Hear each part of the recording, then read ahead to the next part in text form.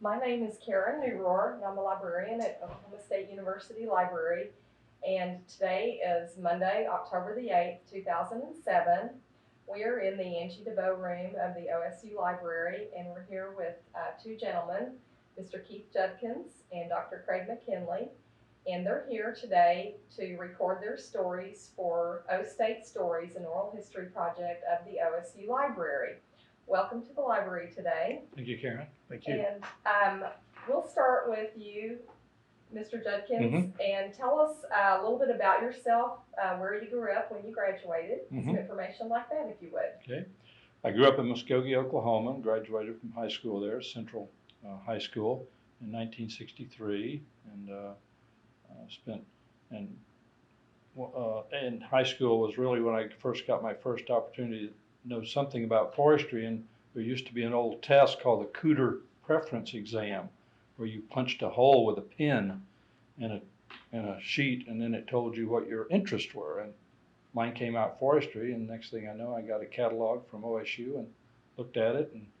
And my father was a very strong conservationist and pushed me in this direction, and that's probably what led me to come to Oklahoma State. So. Okay. Dr. McKinley? Well, I grew up on a cattle ranch down in Garvin County. I actually was 9 miles from the high school that I eventually attended, but I went to a grade school, a little two-teacher school called Katy, and graduated from high school from Elmore City in 1964. My dad was an OSU grad, my mother was an OSU grad, and from the time I was 6 years old, I knew I was going to be an OSU grad at some point in time. And I actually enjoyed going to Colorado during the summers. Thought I would love to work in the trees. All you have to do is plant them and then go hunting and fishing the rest of the week. It hasn't quite worked out that way, but that's why I got interested in forestry to start with. Came to OSU, spent 4 years, and then later went to Texas A&M for some graduate work. Okay, you said that your parents came to OSU. Mr. Judkins, did you have family members who came here? No, in fact, my father was a family of 9, and my mother was a family of 5, and I was the first one to really obtain a college education, formal, completed graduate. There were some that attended, but no, neither one of them really had a formal education, but they knew they very strong interest in their children and myself, and specifically to pursue this. And I think that was always very evident. And even though they didn't have that, that's what they wanted me to pursue, and it worked out quite well.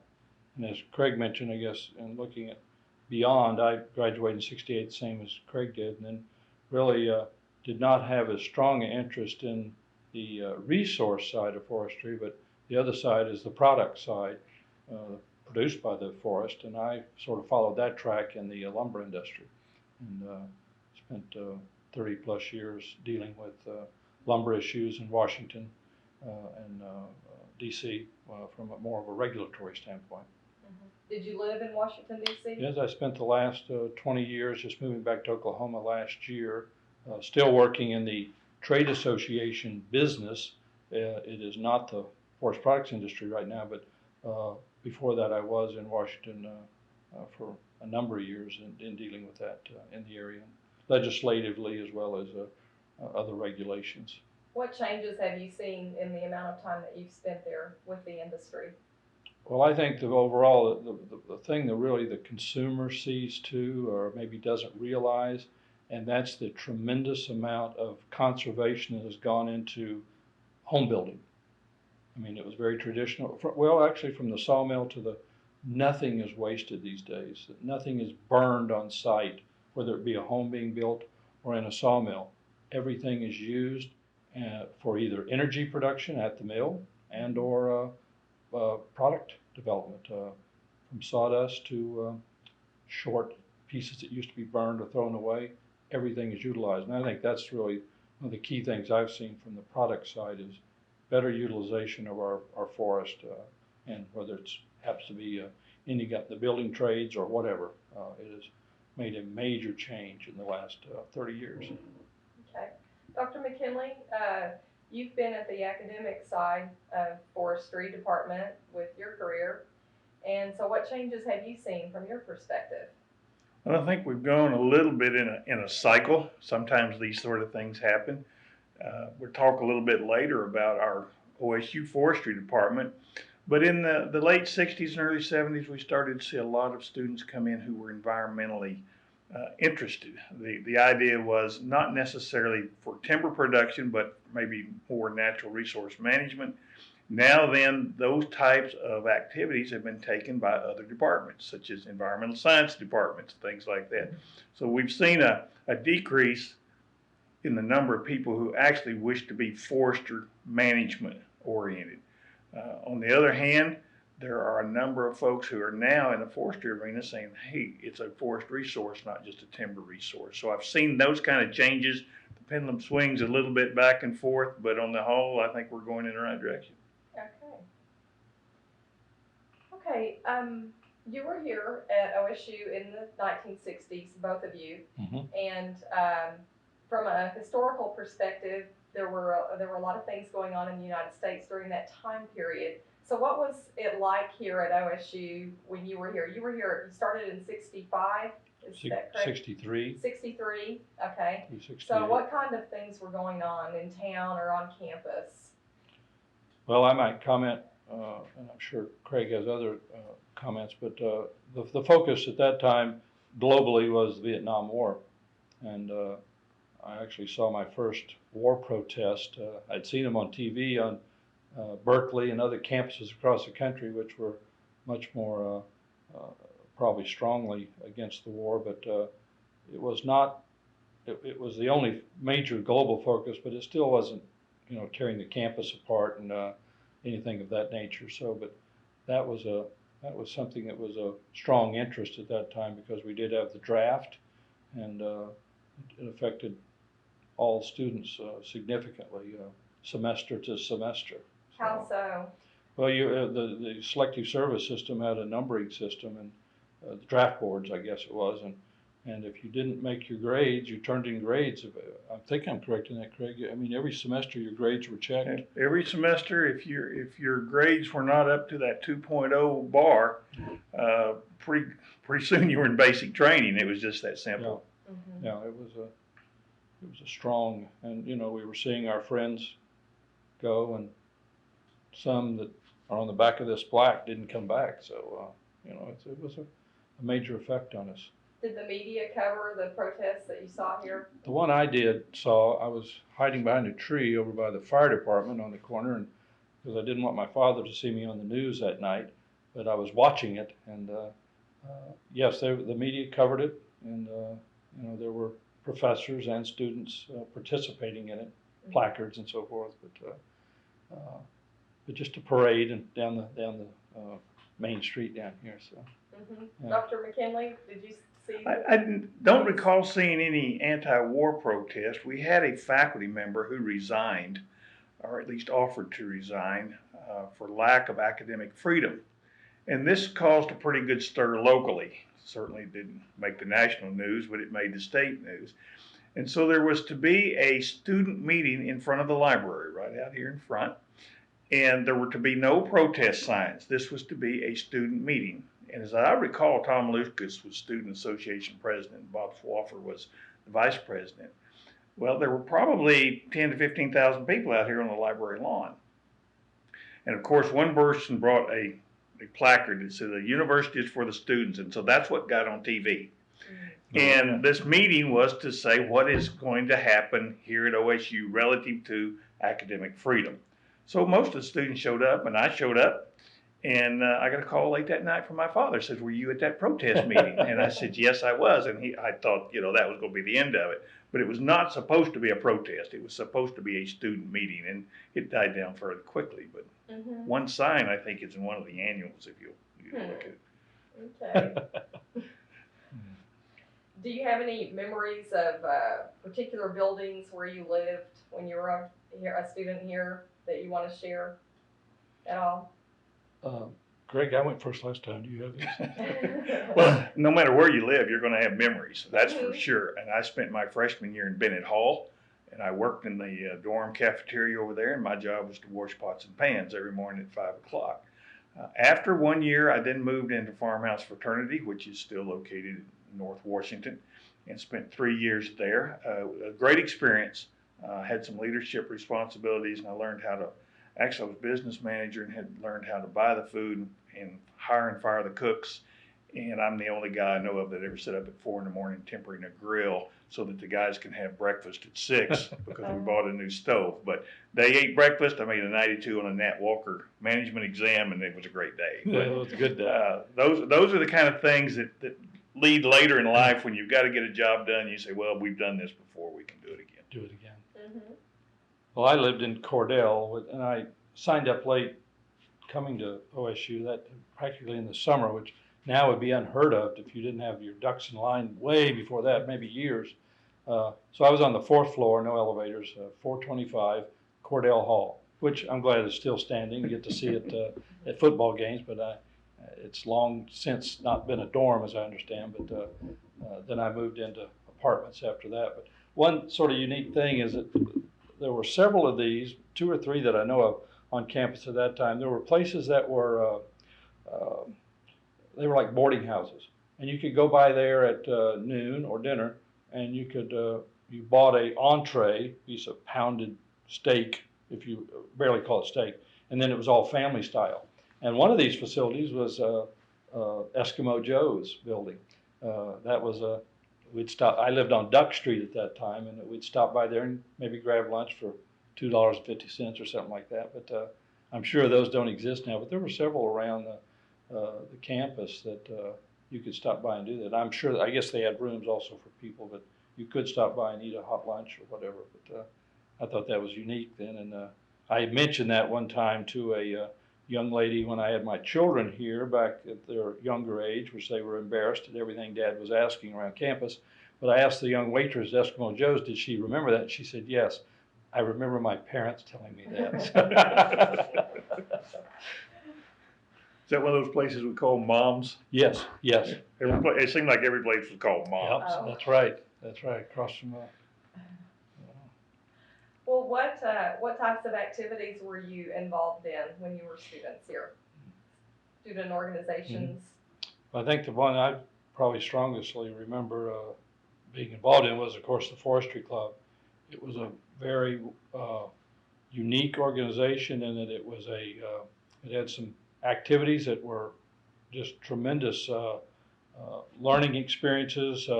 We cut firewood. We had property that people would, I'm assuming, said, hey guys, yeah, you can come out here and clear this post oak off my farmland. But we would cut firewood and sold as delivered in people's backyards, stacked and delivered for $7. We called it a rick. It wasn't a whole cord, but it was quite a moneymaker. We'd all show up on Saturdays and had saws out there. OSHA would not even let anybody near that place these days. I mean, open saws, but we had trucks, and we would load these up and sell wood around town.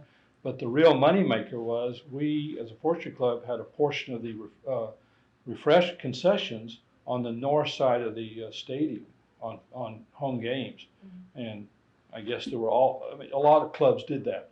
But that was quite a moneymaker for us to sell concessions at football games. About how much would you typically make?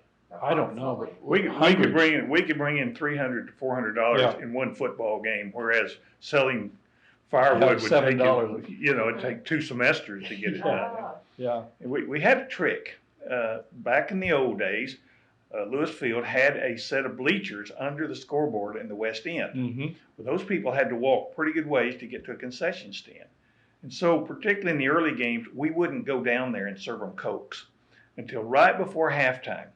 And of course, they were afraid we would never come back. So they would buy lots of Cokes, and then during the second half, we'd make regular runs. But we never gave them Cokes in the first quarter just to dry them out a little bit. Yeah. But we made a lot of sales that way. Yeah. I remember selling down there at that, watching Walt Garrison run over the Nebraska line at that end zone was quite something to see. He got to the 2. Yeah, he didn't score. I didn't want to say that, Craig. I wanted to just leave that impression. That was the homecoming of 1965. Was it 5? Homecoming 65, and Nebraska beat us, but Walt ended up on the 2. And Walt ended up, going on to the Dallas Cowboys. Great career there. But But our club was just tremendous in not only money-making opportunities, but we had a appearance on campus and having some competitions, forestry type competitions that we did on and off campus. But the one in the spring, which we call the log jam, Timber Carnival. Timber Carnival, we did by Theta Pond. Actually had logs out floating, and in those years, one of those years, they actually drained Theta Pond and dug it out. I mean, they dug dump truck. There were bulldozers down there. You couldn't even see it. It was so filled up. But they tried to renovate it. I'm sure it did a good job because it was just so full sediment. But we put up all this timber carnival competition right on the campus that all other students would come and watch and sort of enjoy. And I think that was sort of unique. I think the Forestry Club was probably what we were both most interested in. Obviously, I was in Farmhouse and I had some activities there, and I was in the Ag Student Council and some activities there. But Forestry Club was a meeting that would have 60 people show up, and we all wore our suit and ties. How frequently did you meet? Once a month. That's fun. Once a month, and it was an event for us. Yeah. And obviously we don't wear suit and ties very often anymore, but that was a dress up night. And I will tell one story about a fellow who was nominated for president, and another fellow stood up and says, "Even though he is my friend, I think he's the best man for the job." So we have some good memories there. But it was a very active club. Of course, had a queen contest too with all the other clubs and fraternities and sororities around campus, which was a lot of fun, which followed on with a homecoming float activities, which we built some nice floats. And I guess my most important story concerning that was we had one year we were playing Nebraska, and I don't think it was that particular year you're talking about, Craig, and so our float was best use of the Huskers, which was a still to make whiskey, and corn husk, big still. And we thought, well, we have a still, we probably should have some alcoholic beverages on this float, which probably was not the thing to do, but we did. And coming around the backside of the library here, President Kalm and Governor Bellman reached up and said, "Hey guys, give me the jug," thinking it was just a jug. We didn't hand it to them because that would not have been a good thing. But I remember the governor and the president of the university reached up like they wanted because we had the old crock jugs on there and everything. And we were distinguished by being the only float that didn't win anything. I mean, not even a mention of anything, but it was a good float. It was a good float. Did you spend a lot of time then getting the floats ready? Oh yes, evenings, and we had a barn. We had some nice buildings and stuff to work with because of the vehicles and everything we had for the forestry department, so we had places to work inside, and those nights of stuffing that crepe paper and that little chicken wire, but that was all fun, and we had a lot of help, so we always had a good attendance at anything we did, it seemed like. So it was what is now the parking lot on the south side of the Kerr Drummond complex, or the north side of what used to be the Home Ec building, Human Environmental Sciences building, were a series of Quonset huts. And we would have one of those Quonset huts as our place to work on the float. So it was only across the parking lot from the departmental there. So people would work there 20 hours a day, 24 hours a day, whatever, but it was just right there handy. And that's where we built our floats. So where did you met once a month with your club? Where did you meet? Where were your club meetings held? In Ag Hall South, which is called now it's just the agricultural. Well, it's all Ag Hall. We still kind of refer to it as Ag Hall South because in a little bit of a sidebar, they built Ag Hall in 3 different sections. They built Ag Hall North, then about 3 years later they built Ag Hall South, and about 3-4 years later they put the middle connecting point. So it's kind of Ag Hall North, South, and Middle, but now it's all Ag Hall, and it's in the same room. We still have classes in. It's 014. Yeah, it's been I think that was part of the tradition that was so nice about forestry, because you sort of were together most of the day for 4 years. I mean, in freshman year, maybe in sophomore, not as much with chemistry and other courses, but once you start into your key curriculum core curriculum, you were just there with everybody. We had the whole first floor, I think was all ours, wasn't it, Craig? So you were there you were seeing everybody. So it was really a collegial group to go through with, and a little different than just being all over campus. And that was during scholastically, not counting the club activities and so forth, but academically, you were together most of the time. So. And looking at the yearbook pictures, it looked like you had a large organization. I counted just in that 4-year period anywhere from 40 to 80 members in the yearbook pictures. So that's a pretty large student organization. Mm-hmm.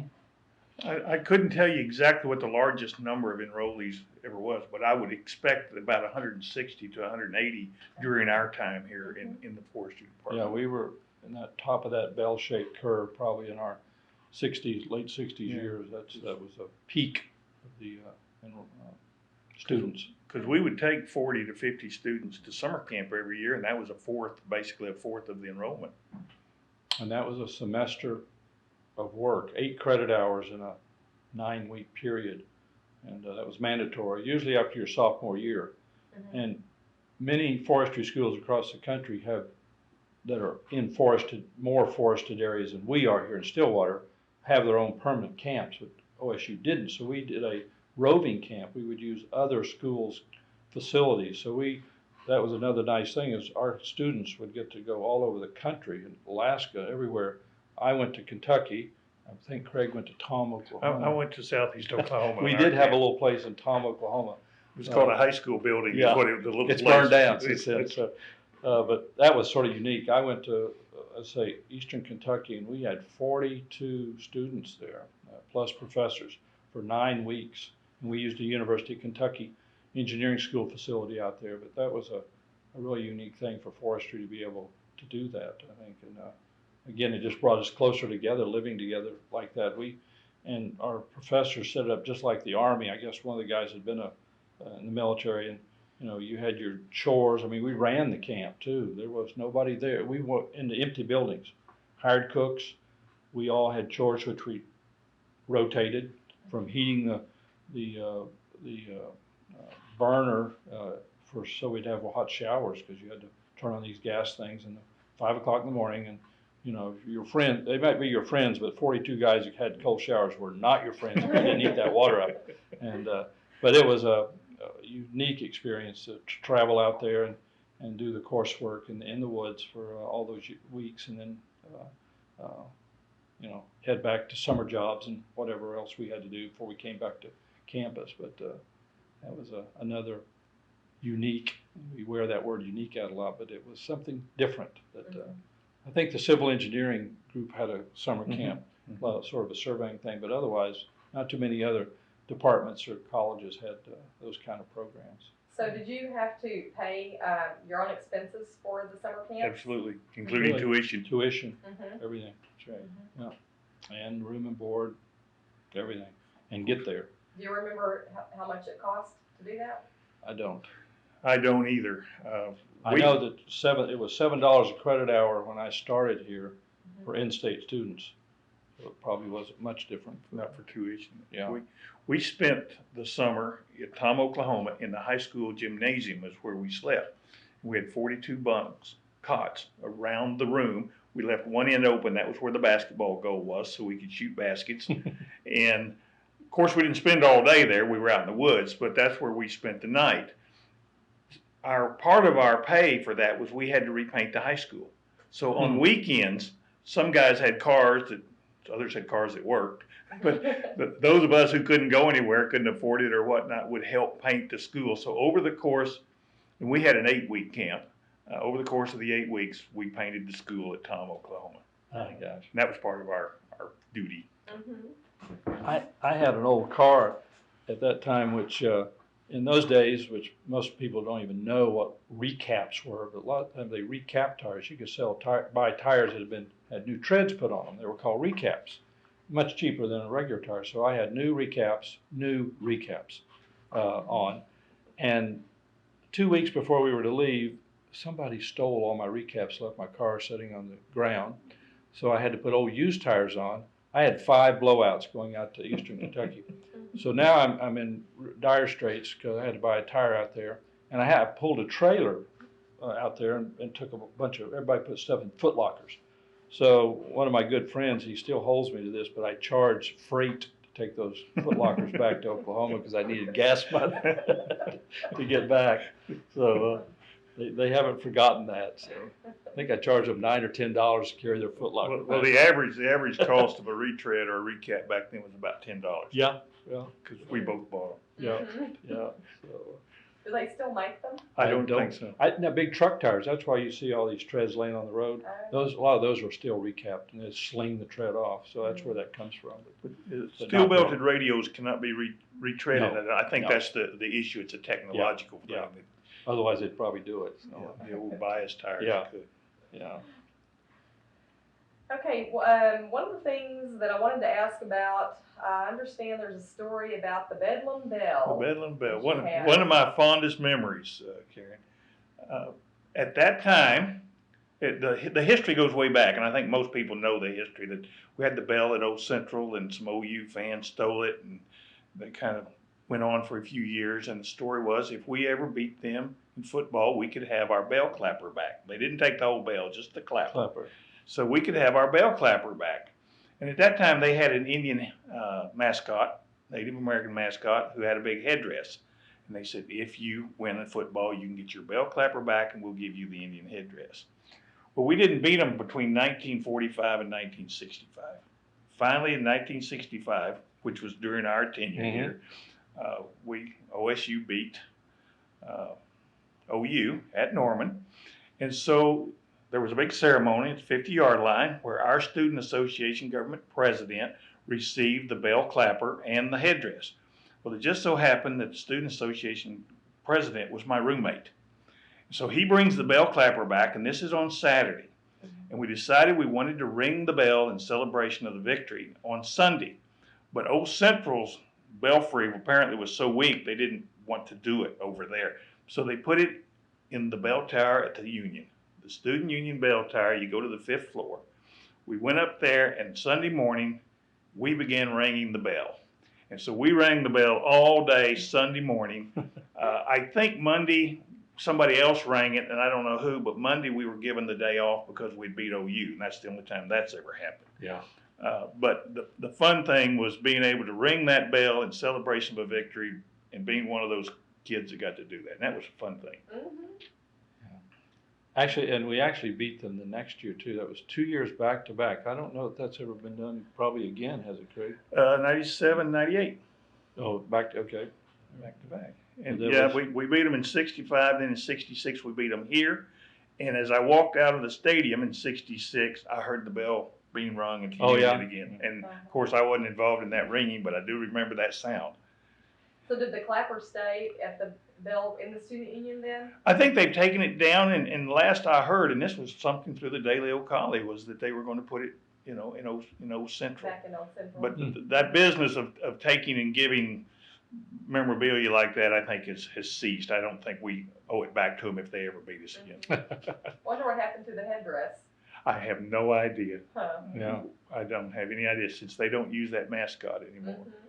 And obviously they beat us in whenever the next year would have been 67. So you would have had to give it back. We'd have had to give it back. We had it. Yeah. Okay, well, And both those games were won by 1 point. Oh. And we had a great field goal kicker. Remember, Charlie Durkee went on to play professional ball, and he kicked this ball, and the Coach Cutchin, had his license, and then that's when they just started. Oklahoma license plates has always been black and white. I think it was white with black numbers. Well, they started doing orange tags and red for OU and OSU. They did a green tag too.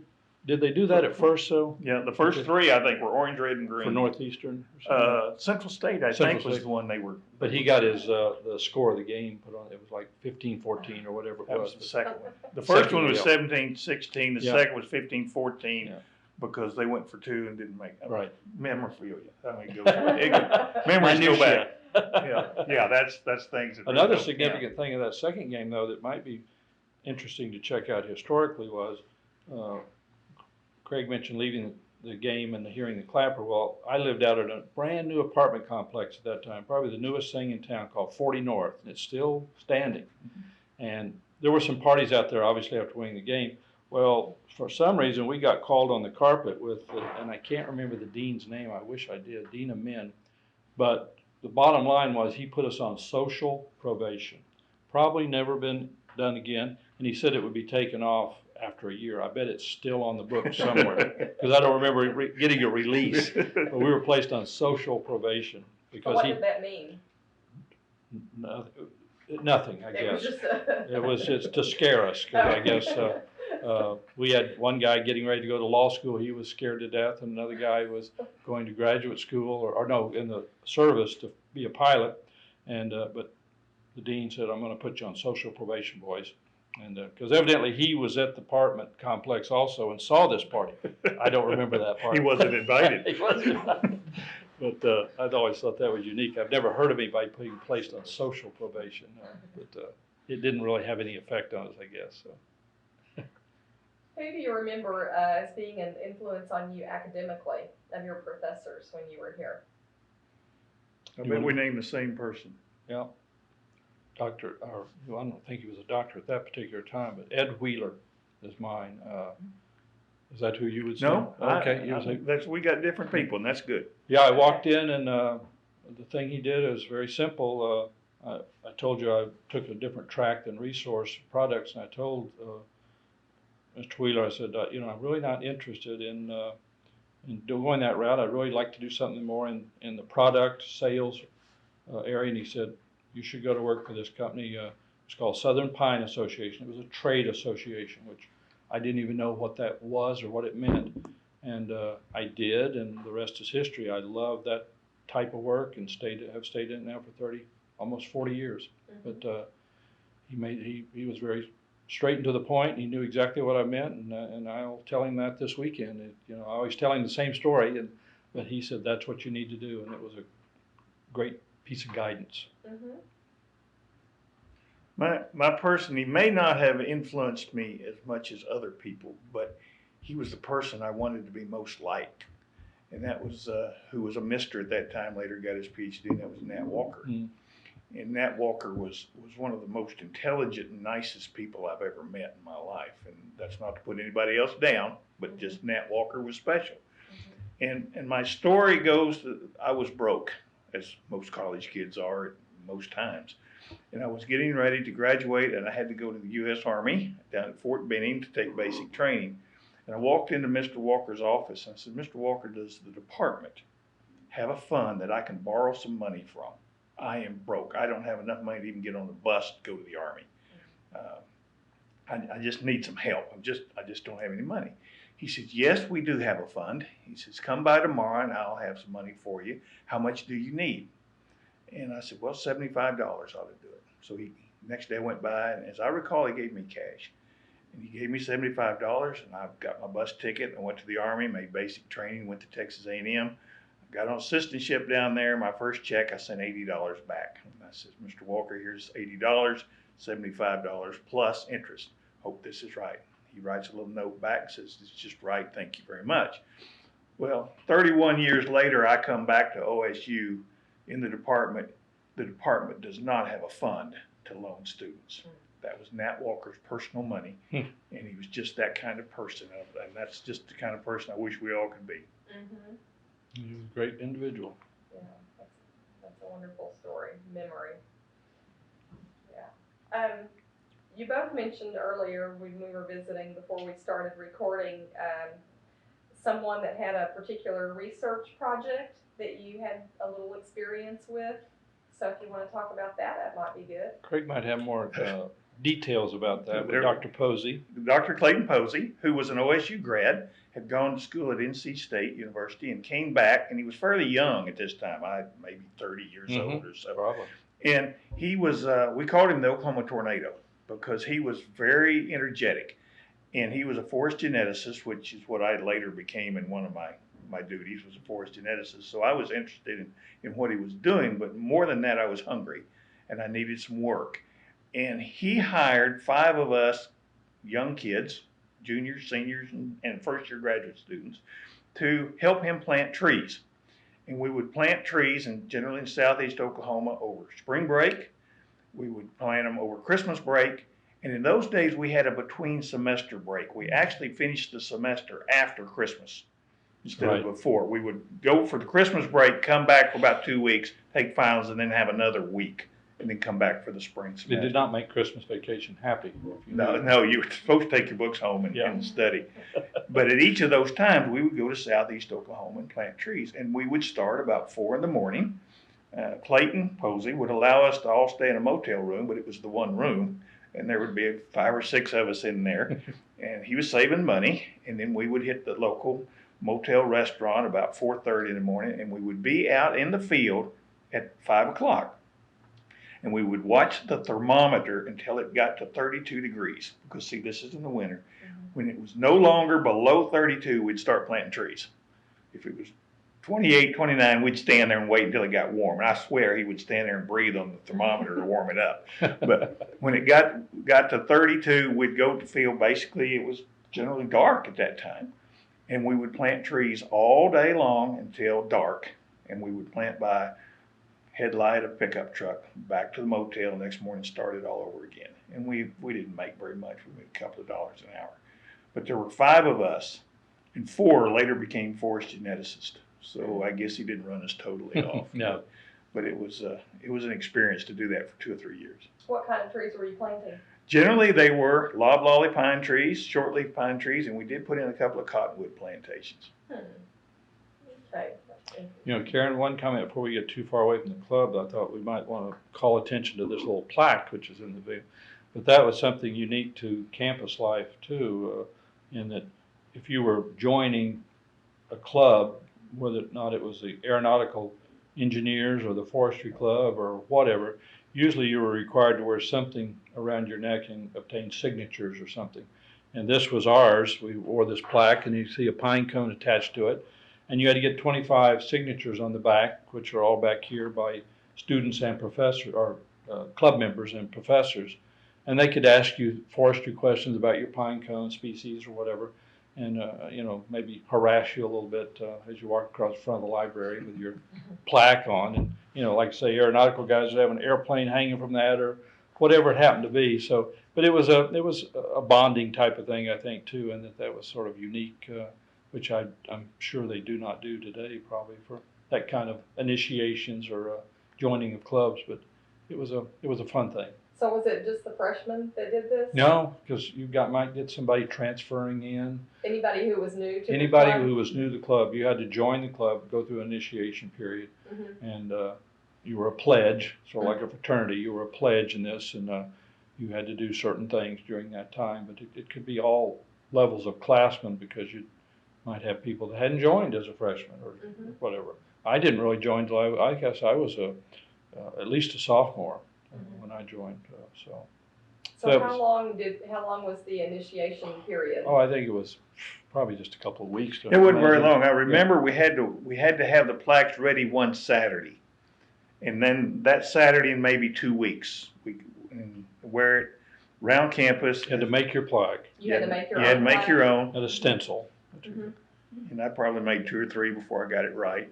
Oh. But as far as harassment, that was about it. I mean, it was a nice initiation. Yeah. It was a fun initiation. Yeah. There wasn't any. They didn't make you stand up by the fountain. No, there was no physical mental damage done. No. It was just, why don't you do this? And you know, and it made another bonding experience. So you wore those every day for that period? Yeah, when you were on campus. When you were out on campus. Yeah.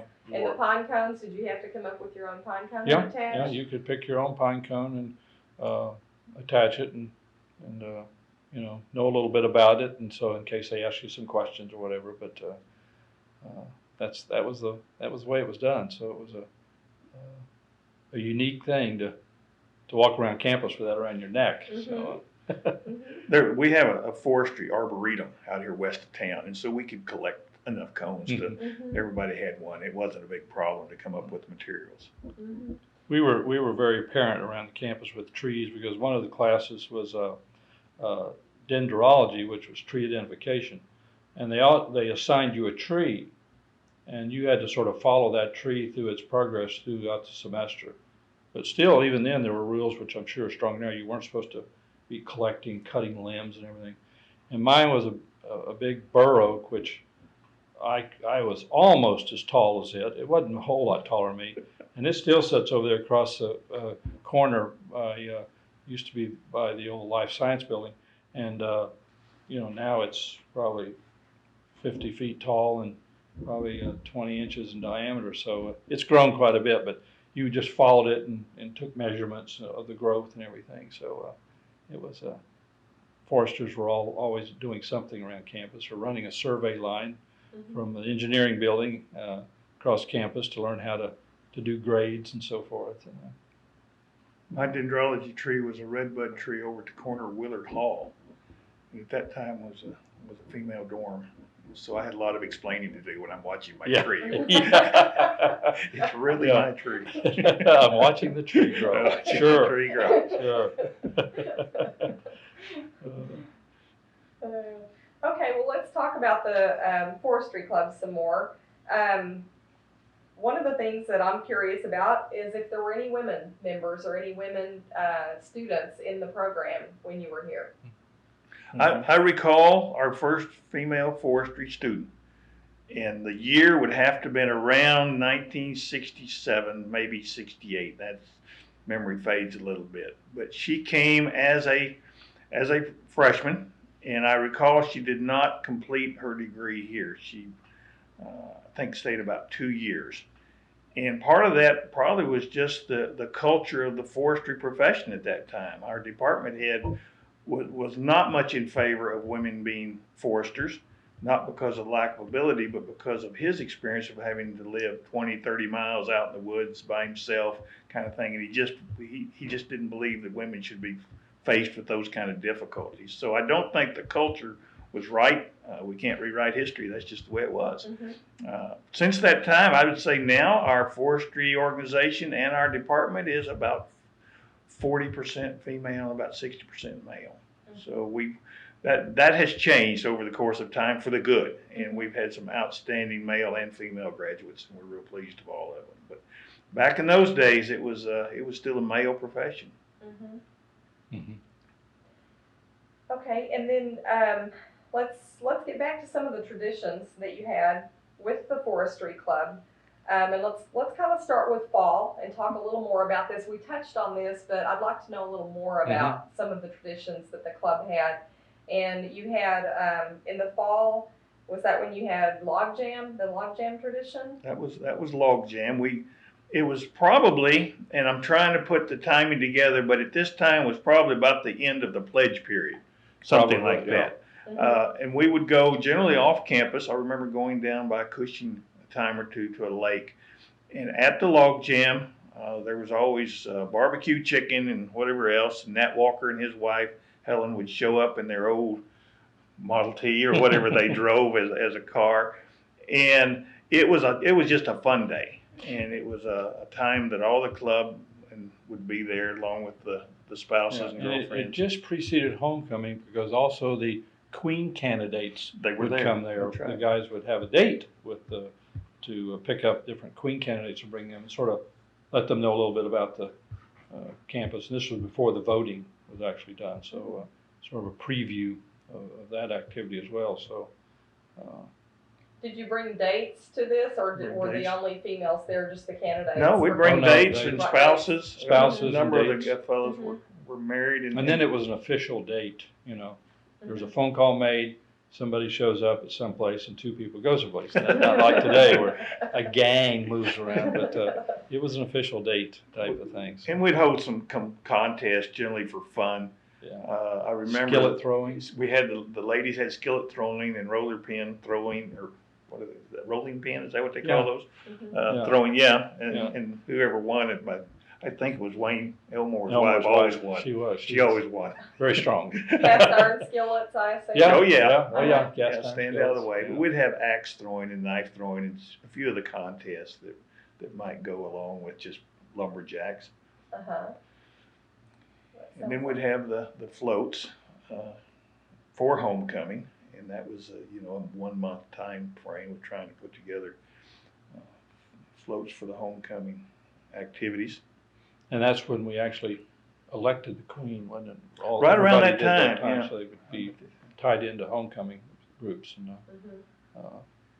she would be in a car behind our float or in front of our float, one of those situations. But yeah, it was an active time on campus for sure. Because everybody, so many people did this. I mean, there were numerous floats in that parade.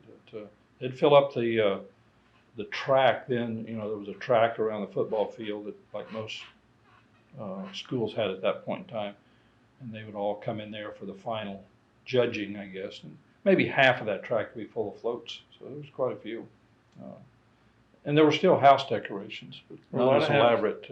Yeah, I think people have gone more towards the house decorations now, and less towards the floats. Yeah. We built a float one year, and we had it all put together. Of course, you finish it about 5 minutes before it's supposed to be in the parade. Nobody's ahead of time, and it wouldn't start. The truck wouldn't start. We had an old big green truck. We actually had the forestry department owned, and so we were using it. And we've done all of this work, and we forgot one thing. We forgot to put gas in the truck, so we had to tear all the float apart right quick, put a gallon of gas in it, and put it all back together in about 15 minutes. Yeah. Trucks do need gasoline. Yeah. And then, what kind of spring activities did you have in the Forestry Club? Conclave? Well, we had really 3 or 4 major activities. One was what we called our Timber Carnival. I think Keith has mentioned this already out on the Willard lawn. Yeah. Various events, some which took quite a bit of effort. For example, we had pole felling where we'd have to bring in poles and set them in the ground, and they're 30 feet tall. And the idea is to chop them very slowly and have them fall and hit a stake. When they hit the stake, you were the winner. So that was kind of it took more than just showing up. And then we had the knife throw and the axe throw and the sawing things and the log burling out on Theta Pond. The winners there then went to a Southern Forestry Club's conclave, which was held somewhere in the South, hosted by some school, which rotated year to year. And in 1966, that was our moment of glory. We went to Stephen F. Austin University and won conclave. It's the only time in history that OSU has ever won this event. There's about 15 other schools competing. Yeah, this went all the way from Virginia Tech, all the way around the southern states to Texas and So Oklahoma. what were some of the schools that were involved? Virginia Tech, Georgia, North Carolina State, Clemson, Mississippi State. One in every state around that, Auburn, that had a forestry curriculum. And in Texas, it was Stephen F. Austin, and then Oklahoma State. So there was numerous people there, and it moved around to each one of the other schools each year. But we would have, quite a turnout to travel. I went to Georgia one year and then to Stephen F. Austin, so 2 I attended. But they were quite an affair. And, some of the ones were more of the logging activity, but some were more technical, dealing with compass and pacing and different things like this. Were a little more technical than just identifying or sawing a log. But, the sawing contests, were those chainsaws or hand saws? Hand saws. Two-person hand cross cuts or one-person bow saws. Yeah, no motorized, no chainsaws. Competition at that time, so all hand. Yeah, everything was by hand. And as Keith says, there's about 12 contests that you watch. In other words, the knife throwing, the axe throwing, the sawing. But log there's about rolling. Those things. There's 12, 14 others that occur somewhere back in the room that you don't watch. And this is tree identification. Yeah. There is timber estimation, which we actually go out in the woods and try to figure out how much timber is out there. Aerial photogrammetry, things like that. That aren't quite as much show, but they're a whole lot more really scientific in nature. And the compass and pacing, which now you could do with a GPS like that. This was, you had to follow a compass bearing and then know your pace, to go from point A to point B. So it was a little more technical than just pulling up a GPS instrument and going over there. So, but yeah, nobody came to watch that. That's what I did. It was out in the woods somewhere. You all by yourself. Yeah. Yeah, I did timber estimation. You were the Lone Ranger. Nobody was near you. Yeah, that was one of the spectator sports. But so the people who went to the regional, competition you qualified for that in the event here? that you're. You qualify. Of course, qualified. anybody from the club could go, anybody in the Yeah. department could go, but if you were going to compete Mhm. in the conclave, you had to have won it here locally. Mhm. Yeah, that's right. We want to send our best people to it. Mhm. So did people generally follow you and go watch when you had conclave?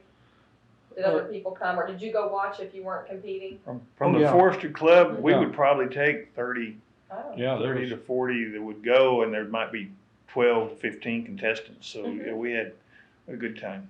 at Stephen F. Austin too. We had finished it on Saturday, and then we were sleeping in. They had some stuff set up on campus there where we could stay. It came a torrential rain, and we decided, my car, that we're going to head back. This is crazy, and so we were crossing the Sabine River, I think it is, down there in East Texas, and this is at night. And a friend had borrowed his aunt's brand new car, and the river was on the highway.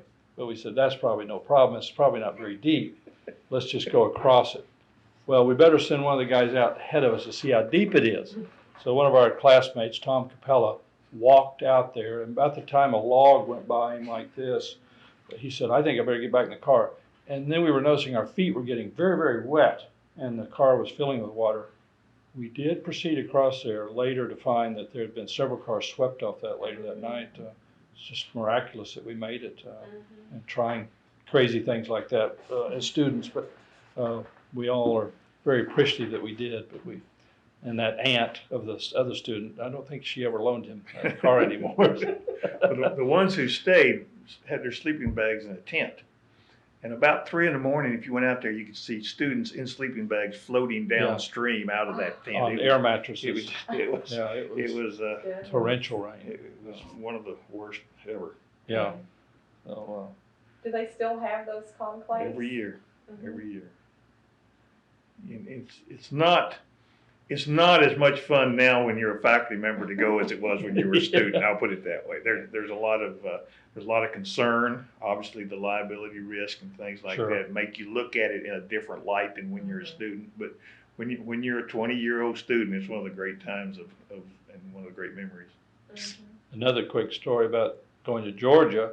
We were going in 2 cars, the group I was with, and we were said, the last thing we said when we left Stillwater, or I think we spent the night at my home in Muskogee and then headed out from there, was we'd meet at we were going across to Memphis and that way, and that we'd meet at the Mississippi River Bridge.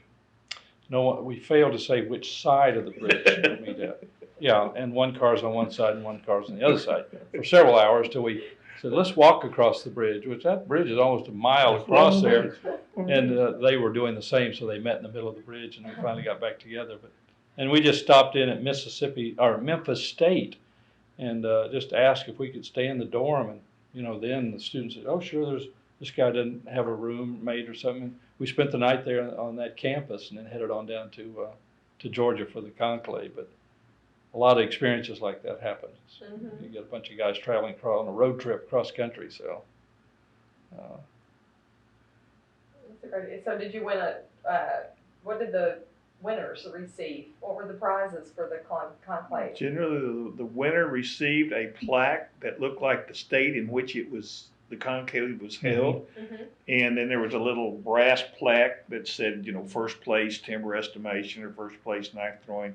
Your name wasn't on it because they already had those prepared. They didn't know who was going to win. So I've got a couple of Georgias and I've got a South Carolina, and it's got a little plaque. But it looks like the state that held conclave. Individual. Mhm. Each winner got one. So. Mhm. Yeah. I bet that was a great networking opportunity also, just to Mhm. meet the other students, and you probably encountered them later on. Yeah, because we not only from the conclave, but Foresters had another very special opportunity in that there were numerous jobs in the summer across the country with the U.S. Forest Service, other public agencies, the Bureau of Land Management, National Park, and we could just about pick wherever we wanted to go and work. And so you met guys there. I've spent 2 summers in Arkansas and 2 summers in Wyoming, and met students there that we kept our relationship going forever. So so that was another interesting opportunity, and it was great for your career because a lot of people went on to work for the Forest Service or whatever agency they worked for following graduation. Mhm. Well, there's no doubt that in any endeavor, it's the people that make the difference. And certainly our memories are very fond of the people we were able to go to school with, and the names that Keith has showed me that signed his plaque bring back a lot of memories. Can you turn that around Sure. for the camera? That'd be great to see that. That's straight. In just a few minutes, I'm going to pause the recording and I'm going to switch out the tape. Okay. Yeah, it shows the names, professors and other. This gentleman right here, which you can't read, but his name is Bob Reed, Dr. Reed. And he was an agronomy professor, which Craig indicated he's still on campus, but had a photographic memory. Once he learned your name, he probably remembers my name today. Yes. It was just amazing what this guy could do. I had been gone from this campus for 12 years and was over at the student union one day. Dr. Reed walked by and said, "Craig, how are you doing?" Wow, just unbelievable. Yeah, he also had the great memory of, he was one of the professors that stood up, you know, freshmen, and I don't know if they do it today, but usually freshmen met and professors talked about your freshman year. This is like the first week. But he was one of the guys that stood up there and said, "Look at the guy on either side of you." Mm-hmm. And he said, "One of you won't be here in 4 years." And that was the way, it's sort of a shocking experience that, you know, only one of you is going to make it. But that was Dr. Reed that said that. I still remember that. Both the guy on my left, we both made it. So we blew his statistics. Somebody didn't. Somebody did on the other side, though. Okay, well, let's take a short break here. Okay. Okay, this is tape 2 of our recording today for O State Stories, the oral history project of the OSU Library. Today is Monday, October the 8th, 2007. And if you would please say your names again for the camera. Keith Judkins. I'm Craig McKinley. Okay, and thank you again for coming today. And we have a few more stories that we want to record today. So we're going to start with that. One of the things that I think would be a good place to start with is your materials that you brought today. We talked about I guess, would you call that a plaque that you wore? Yes, Is that plaque. called a plaque? Okay, we talked about the plaque. So what else have you got there? Well, one thing we've got is a copy of a couple of our annuals that we had for the Forestry Department and the Forestry Club put together, and they actually have, this is actually a wood veneer cover and back on both sides, very just full of pictures of everybody, the students, all the graduates. And we were fortunate to have some students that were really champions of this effort. Jim and John Ramey were really probably two people that stimulated it the most, but they were,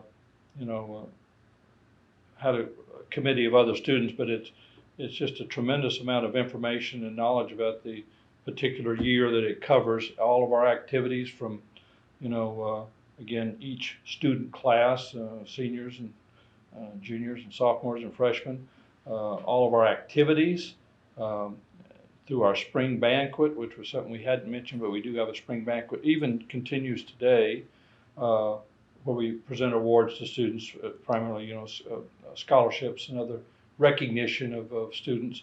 But they did a super job of putting this together, and we all cherish these very much, but it was a very nice job that they did. Did you all have to purchase those, or were they given to every club member? Do you remember? I don't remember. I think we had to buy them, but it wasn't more than $2 or $3. Yeah. It was. Very reasonable. I've got 4 of them. I've got one from each year, and that means more to me than probably any other thing from that era. It's just because I can look back and see the names, see what we did, and have the fond memories. And as Keith said, they're very more valuable now than they were then. Yeah. And this is a very special week too, and that sort of leading into your other subject. So with our club, we are having a reunion this weekend. So it's always nice to have these, and I guess we can talk about that later, because you might want to continue with your materials, I guess. Did you have something? Yeah, I've got a couple. These were written more by faculty members. One is called A History of the Early Years. It's the OSU Forestry Department. This was primarily put together by Dr. Nat Walker. I have a hard time. He was Mr. Nat Walker when I was in school. And so to me, it's always going to be Mr. Walker, but he did earn his PhD. And We even called him Nat. That was his name, his first name. I never did. Oh. He talks about, he has pictures of the club, and some of these are in the old Redskin Annual, and then talks about some of the reasons why we think we're really good.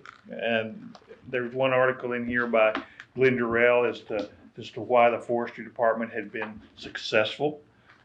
Here's a picture of when they dedicated the Arboretum out here west of town. So that goes to about 1980, something like that. The other one is really interesting for those folks who went to summer camp. And to my knowledge, only one person out of all of OSU's history in forestry did not go to summer camp. That's everybody else was forced to go. That one person was given enough credit for knowing enough that he didn't have to go. But everybody else has gone to a summer camp. And in this, it's a year by year, with a few skips, I should say, I guess, but pretty much year by year. Edited by, again, Mr. Walker. But the one thing I wanted to point out were the sketches. And these are pictures which were drawn by Dr. Michael Ofanasov. Dr. Mike, as he was affectionately called, was one of the first members of the forestry department, which began in 1946. He was a Russian by birth. He had escaped from the revolution in about 1917 from Russia, and was one of the founding fathers of our department. And his quote that is often attributed to him is, "Let us go to the woods, boys." And that's what they would do. So Dr. Mike wrote had the sketches. Mr. Walker wrote most of the material, and both of these are very, very interesting, to include pictures of bunks on roofs at summer camp and things like that. And when did the program begin at OSU? 1946. First head was Mr. Glenn Durrell. Glenn Durrell at that time, prior to coming to OSU, or OAMC in 1946, was the state forester for the state of Oklahoma, which at that time also had the state parks under his purview. So he was a forestry major running state parks as well. But he was the second state forester. He came in 1946 and stayed as department head until 1966. So how's it changed as far as the department and the program? Well, we've had a dramatic change within the last year. July 1 of 2006, we became merged into what is known now as the Natural Resource Ecology and Management Department. So there's no longer a forestry department per se. The entire department moved into this new unit. We're going to keep the same courses. We're going to keep the same curricula. We intend to maintain our Society of American Foresters accreditation. The thing that has changed is the name. There's a real advantage to the new group because we also now have range management, wildlife, fisheries. So now it's more of a natural resource based department. We went from 12 faculty members to 26. We went from 40 students to 150 something. It's now I think the second largest department in the College of Agriculture, with animal science being first. And it's a change, I think, in the way that we look at our natural resources, which is not bad. On the other hand, us old guys are having a little bit of a hard time putting our hands around a department that doesn't have forestry in the name, and that's just because of our background. It doesn't mean it's a bad change. It just means that we have to become accustomed to it. But I will say that our alumni and our faculty and our students have looked at this in the most positive route, and because of that, I have great hopes for the new department. How do you think this will impact the students as far as their career options coming through? Where I guess, in my mind, it maybe has broadened things out a little bit. You said the classes aren't going to change. The courses won't really change. Right. So, do you see any difference as far as having that degree with that different name on it? Or I think the advantage will be probably in a sense of perception. Over the course of time, the word forestry has implied primarily forest management, which is not bad. I mean, We want to manage our resource. To be in this new department, I think, does broaden the potential scope of these students. A number of years ago, an employee from the U.S. Forest Service indicated to a group of us at a national meeting that the Forest Service, the Federal Forest Service, was going to be hiring more, and he called them ologists, ecologists, biologists, that sort of thing. I think coming out of a natural resource ecology and management department gives you a little bit more of that ologist opportunity. We're not looking only at forest management. We do have an urban forestry curriculum. We do have a forest science and conservation curriculum. But just the word forestry has kind of narrowed the perception, and I think with the new department we can broaden that. Mr. Judkins, with your experience and the type of work that you've been doing and the career that you've had, what kind of impact can you see from your perspective with the departmental change and things? I think it pretty well parallels what Craig has said, and people have had to become more green, if you will, whether you're making lumber or products of any sort, paper. And I think that the industry that I represented and most other industries that I was associated with will look very favorable on this type of student, as giving a little broader base. And because, as Craig mentioned earlier on about it's a people business, it goes without saying. And the more you can have a broad, base to talk from, and intellectually, I think the better you'll do in your job. So you can't be too narrow in today's world economy, global economy. You've got to be able to look at a lot of other issues, and I think this is going to help it tremendously. And as Craig also said, we, as past students, classmates, graduates, alumni, whatever, are really looking at this to broaden our forestry association. We're going to continue that. The department heads that have been involved with us want us to do that, so they're encouraging that. So I think it's going to be a win-win for all of us. Are there graduate degrees offered with the department? Yes, there are. And do most of your students start out, most of the undergraduates come from Oklahoma? Probably 80% come from Oklahoma. In our time, 60% came from the engineering department. And it was sort of a standing joke that those who couldn't make it in engineering would take pre-tree for a year or two and then come over to forestry. We don't see that now. Generally, the students we get are the ones who wanted to come into the program early on. We don't get as many transfer either from across campus or from other universities as we once did. That's probably just a matter that there's a lot more information out there. One of my concerns has always been that we ask an 18-year-old what they want to do for the rest of their life. And I think we've had an advantage in forestry because of our requirements over the years of the summer camp, and then a few years back of having that summer of work.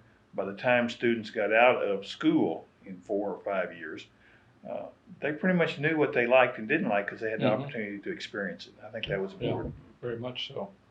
Gave you more, a practical and vocational look at it, as well as a scholastic look at the curriculum. So I think our people are very dedicated. We don't see people getting out of the forestry arena very far after they leave school here. He's about as far as you go. Well, let's talk a little bit about the loyalty, the Alumni Association. I'd like to hear a little bit about that. The Forestry Alumni Association was developed back probably in the 50s, if I remember, when the actual paperwork was signed, and set up as as they call it now, a 501c3, and it's of course just a term from the Internal Revenue Service that puts it into a nonprofit association. And we primarily, it was set up, I think, and Craig, correct me if I'm wrong, but it was more just to keep in touch. In fact, it was intentionally not aimed at putting too much burden on activities and so forth, but more to keep in touch. We did a newsletter, and that kept everybody in touch at a very nominal fee, and we collected some registration fees. But about 10 years ago or 12 years ago, I sort of decided that I'd like to see a little more, and came and talked to the department head about doing something a little more, maybe having a meeting, and this type of thing. And we started just having a social at homecoming, donuts and coffee over in our department, and then got some other guys involved, which Craig has been a great provider and leader in this activity. Another couple of guys who live down southeast Oklahoma really took on to this project, and we've had several, I think 5 to date, 4 or 5 major gatherings, because we found that it was fun to get together on campus homecoming weekend traditionally, but not everybody travels back to football games. So we decided, let's go where the most of our people are, a lot of them, southeast Oklahoma, and we've had a tremendous gathering down there. We'll be down there this weekend at the Forest Heritage Center at Beavers Bend State Park, and we'll have 75 plus people attending. So we have a long-standing, a lot of support from past students and faculty, and I think that's going to be something we want to continue in the future, hopefully. But we're going to have to encompass and get our arms around the new department too, and get them involved as well, and that's what we plan to do. We've had some 1,300, 1,400 students graduate from the OSU forestry program. We currently have a mailing list that is accurate of about 800 of those graduates. We've certainly had some that we've lost over the course of time. There are some that have passed away. We still have those records as best as we can. But as far as a department keeping track of its graduates, we probably are as good as anybody around, simply because we have a good network of people keeping up with other folks, and we've just made that effort to maintain those contacts and those records. And have you held a leadership position with the Alumni Association? Yes, I've now have served for the last few years as president of the association. And Craig has served as our treasurer, and we have another gentleman, Wynton Ross, who serves as our vice president. And we've held these positions for some time and trying to generate the activity to take it on into the next step. So I should say I'm intro president. I think that's how I put it down technically, because I'm looking for a replacement at any time. So, well, one of the reasons I handle the treasury duties is it's handy to have somebody here on campus who can handle that, because the majority of our monies go through the OSU Foundation. The contributions to the scholarship accounts and those sort of things all goes through the foundation, and my job is to collect all the checks and make sure they go to where the people want them to go. We have about 8 different accounts.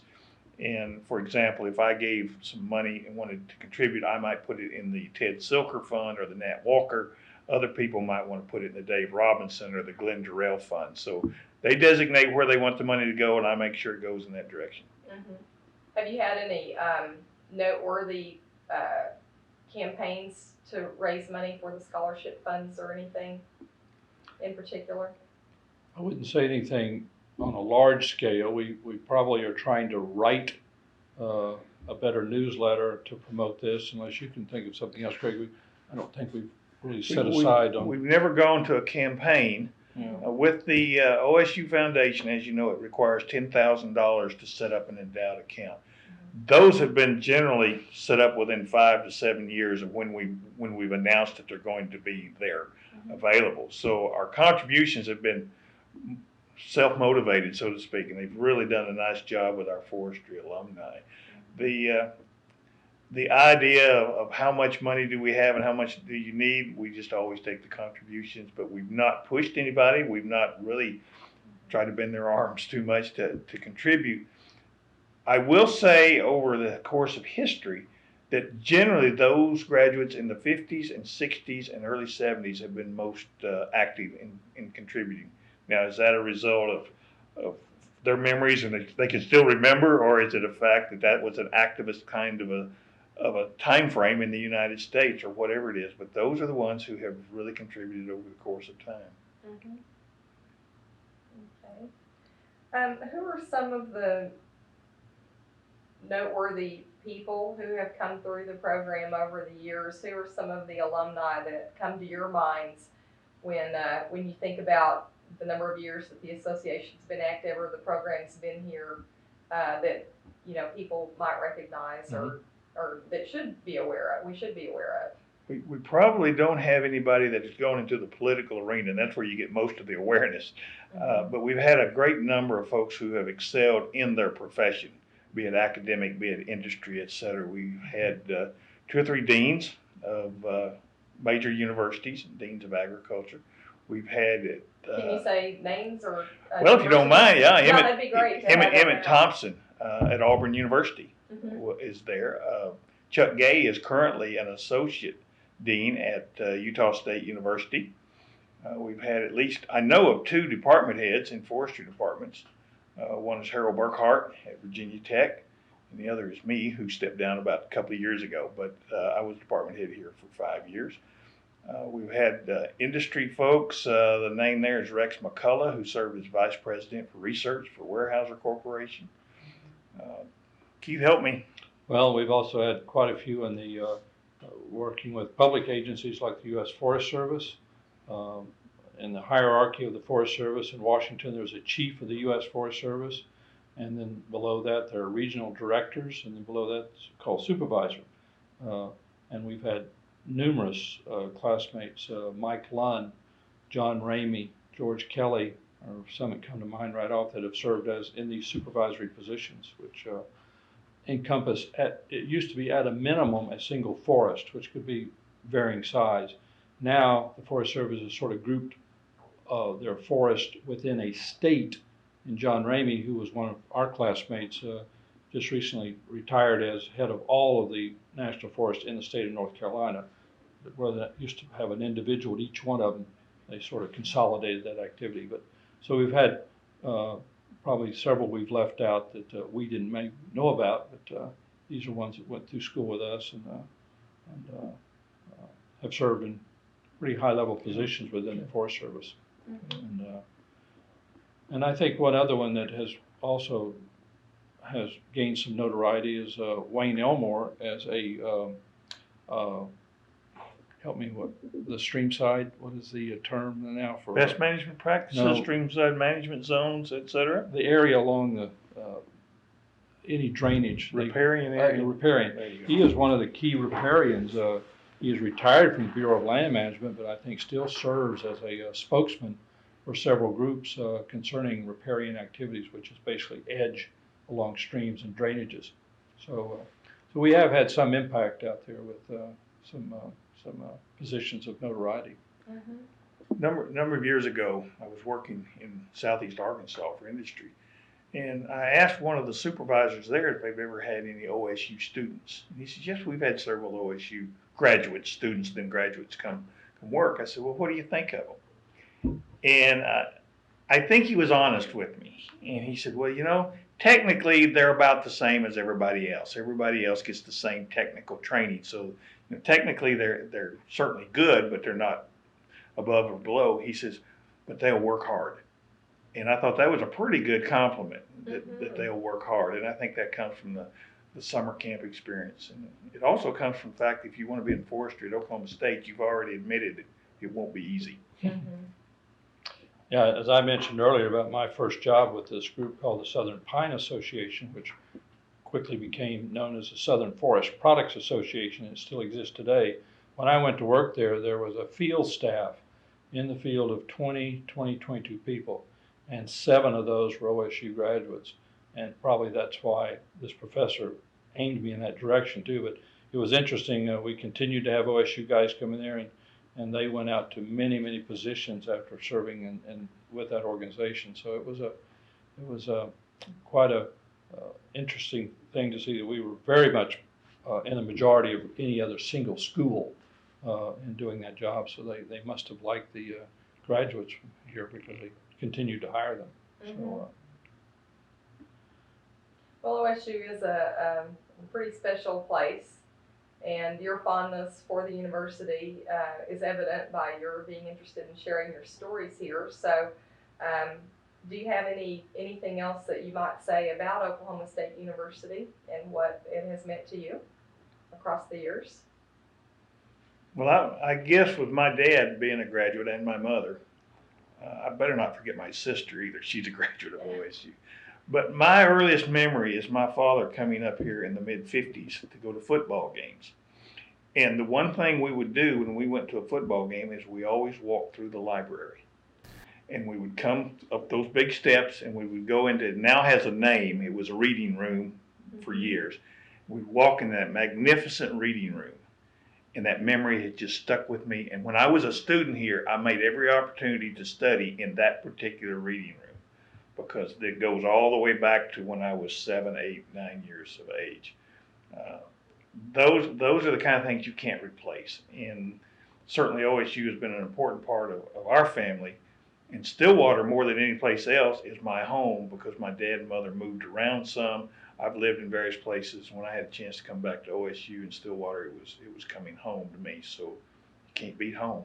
And I think probably just the image of the university, and when you see it written up or photographed, the library, the union, and seeing that, as a student, as a high school student coming over to take my ACTs here on campus, a bunch of us came over to take our test here, and I just sort of fell in love with it. And now after being gone and working on a career for all these 30 plus years, it was to be back now and see it still walking down the halls in the union or the library today, it's still very much the same.